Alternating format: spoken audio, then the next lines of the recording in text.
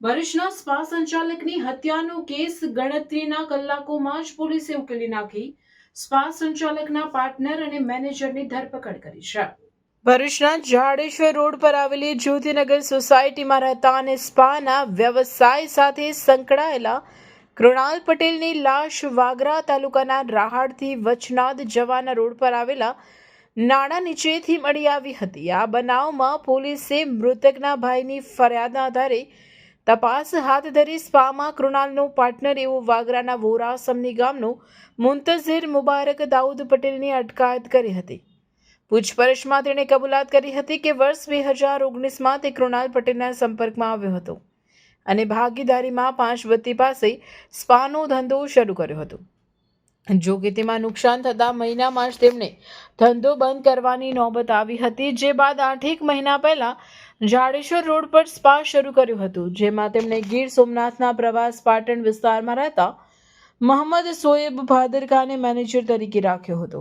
જો કે આ ધંધામાં પણ તેમને નુકસાન થયાનું કૃણાલ જણાવતો હતો। કૃણાલ પાસેથી મુંતઝિરને 9.5 લાખ રૂપિયા લેવાના થતા હતા।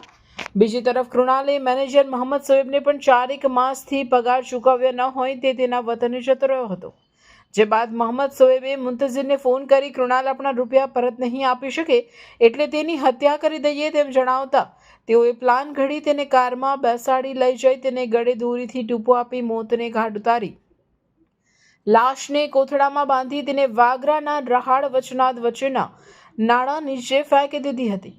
પોલીસે કાર, મોબાઈલો સહિત 5.5 લાખથી વધુના મુદ્દામાલ સાથે બંનેની ધરપકડ કરી 3 દિવસના રિમાન્ડ મેળવ્યા છે। એમના સ્પા સંચાલકના જે ભાગીદાર છે મુંતઝિર પટેલ, કે જેમને અગાઉ એમને 3-4 મહિના તેમની બંને વચ્ચે ઝઘડો ચાલતો હતો, તે અનુસંધાને તેમના વિરુદ્ધ ભારતીય ન્યાય સંહિતા 2023ની સંલગ્ન કલમો મુજબ ફરિયાદ આપેલી હતી।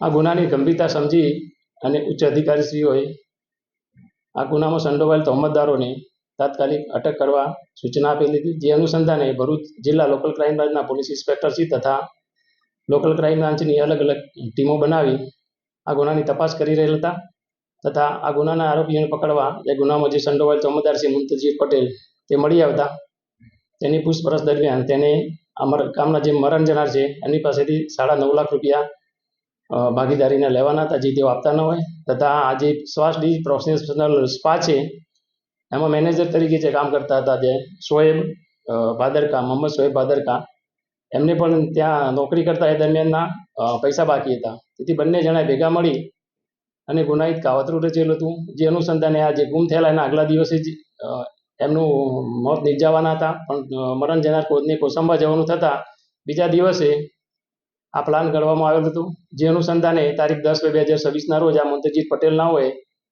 મરણ જનારને ભરૂચ આવી જ્યોતિનગર પાસે તેમને બોલાવેલ હતા અને મેં જણાવેલું હતું કે તમને જે આપણી ભાગીદારી છે સ્પા એમાંથી તમને 6 લાખ રૂપિયા તમને અપાવી દઈશ, આપણે સ્પા વેચી દેવાનો છે એમ કરી બોલાવેલ હતા। તેમની પત્નીની તબિયત ખરાબ હતી, એને મદદ કરવા માટે બોલાવેલ હતા। એમ કરીને તેને બોલાવતા મરણ જનાર ત્યાં આવતા એમને ક્રેટા ગાડીના આગળના ભાગે ડ્રાઈવરની બાજુમાં બેસાડેલા હતા અને તેમના પ્લાન મુજબ આજે મેનેજર છે તેમના જે મોહમ્મદ સોએબ ભાદરકા તે બુરખો પહેરેલી હાલતમાં પાછળના ભાગે બેઠેલા હતા।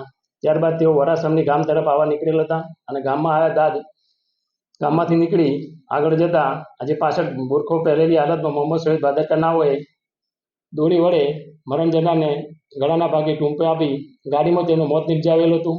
ત્યારબાદ ગાડી લઈ તેઓ ગ્રામ્ય વિસ્તારમાં લાશનો નિકાલ કરવા માટે અલગ અલગ જગ્યાએ ફરેલા હતા।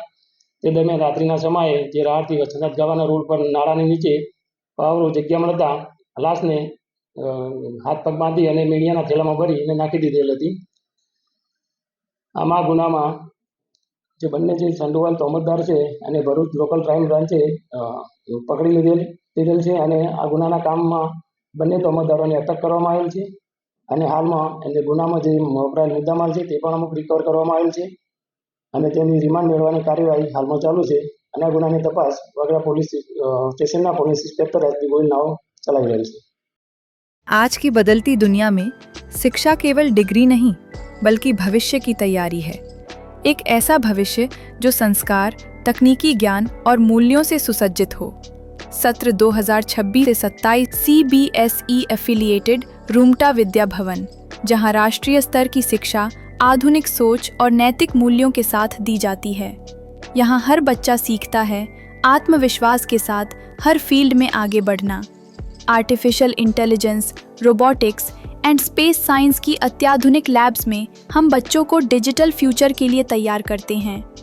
NEP एंड NCF पर आधारित शिक्षा के माध्यम से हम बच्चों में तार्किक सोच, नवाचार और समस्या समाधान की क्षमता विकसित करते हैं और बच्चों की जिज्ञासा को हम आकाश की ऊंचाइयों तक ले जाते हैं। इंडिया में सबसे कम फीस में रूंगटा विद्या भवन में हम गुणवत्तापूर्ण शिक्षा हर विद्यार्थी के लिए विश्वसनीय और सुलभ करवाते हैं। शिक्षा के साथ साथ हम बच्चों के समग्र विकास के लिए प्रतिबद्ध हैं। उनको सुरक्षित और सकारात्मक वातावरण प्रदान करना हमारी प्राथमिकता है। अपने बच्चे को दीजिए CBSE आधारित तकनीक सक्षम और मूल्यनिष्ठ भविष्य की शिक्षा। रूंगटा विद्या भवन, जहाँ की शिक्षा बनाती है भविष्य के लिए तैयार और जिम्मेदार नागरिक। अपने बच्चे के उज्जवल भविष्य की शुरुआत के लिए आज ही रूंगटा विद्या भवन में प्रवेश सुनिश्चित करें।